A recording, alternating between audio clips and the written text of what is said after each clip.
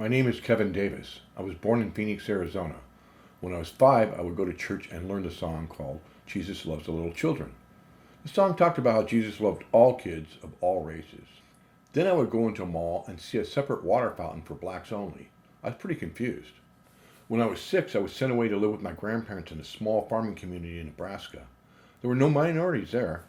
When I was 9, my mom remarried and I moved back with my family to Southgate, California. Our new stepfather was a racist and a bigot. We lived in Alameda Street. On the other side of the tracks was Watts. When I was 12, we moved a few blocks away to a neighborhood that was infested with drugs. And of course, this influenced me. I was the only Boy Scout in my neighborhood and almost an Eagle Scout. There were no blacks in grammar school. I was the president of the school when I was in 6th grade. When I got to junior high and high school, there was a third black, a third Hispanic, and a third white. For the most part, these groups remained separated. I went to college to study theater. I found this was a group of misfits and people that didn't belong. I studied lighting and scenery design. In 1983, I lived downtown LA for several months. The homeless population wasn't that bad, and we had a lot of homeless friends. In 1984, I started my first scenery and special effects shop. In 4 years, it grew to be one of the largest on the West Coast. Right before the union took me out, I was worth $2.5 million. It was a godsend because I had so much business, I was working 20 hours a day, 7 days a week. To make this happen, I used cocaine. Had I continued this pace, I would have died of a heart attack. I stopped cocaine and then started a smaller shop downtown LA.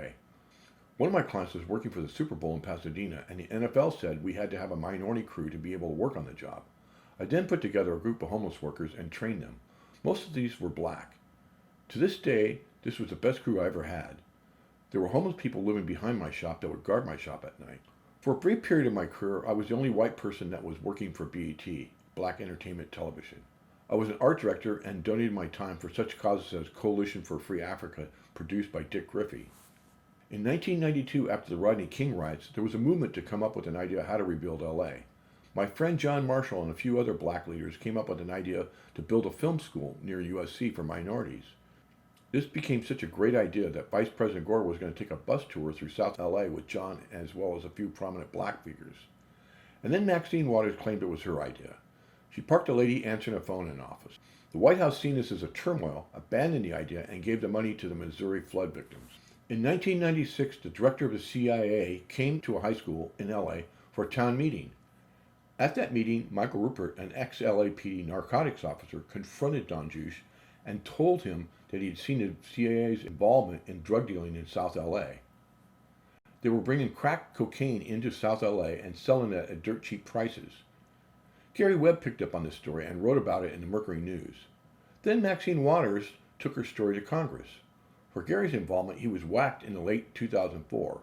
In 2006, Michael moved to Venezuela fearing for his life. He then came back several years before he took his own life. He told everybody he was with a friend in Colorado, but he secretly was living with a friend in Calistoga, California. I was friends with Michael about a year before he took his life. He was pissed that Maxine Waters had taken his story to Congress and left him and Gary out to dry. He had been stripped of all of his benefits from the LAPD and was living on the charity of friends. He was afraid for his friend's life. 3 days before he shot himself in the head, he told us all what he was going to do. Not one of us tried to stop him. On April 13, 2014, Michael did the decent thing. I will never forget this hero. In early 2001, my girlfriend produced a radio show for Ted Hayes, the downtown LA homeless activist who built the Dome Village. The Dome Village consisted of 20 fiberglass domes where families could live. The money was donated by ARCO. The radio show we did was in Pasadena and very late at night. Only a few people from Dome Village would call in. I sat in a booth next to Ted and called in, disguising my voice in different accents. I asked vague questions so Ted could explain what was going on. At the time, Ted lived in Hollywood and had several girlfriends. His problem was that he was a Republican and thought George Bush Jr. would help him out. Ted said there were 12 NGOs that were downtown LA to help, and none of them were doing anything. In 2006, the property they were renting increased by 700%. LA had a chance at homelessness, but sold out to developers who made million-dollar loss. In 2002, I met a teacher of spiritual teachers like Deepak Chopra and Michael Beckworth.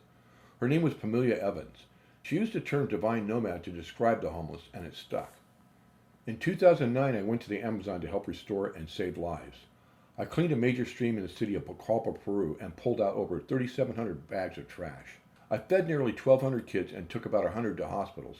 I had a massive plan that I put together, and then in 2015, I had a brain aneurysm. While I was doing this, people kept asking me why I wasn't helping my own.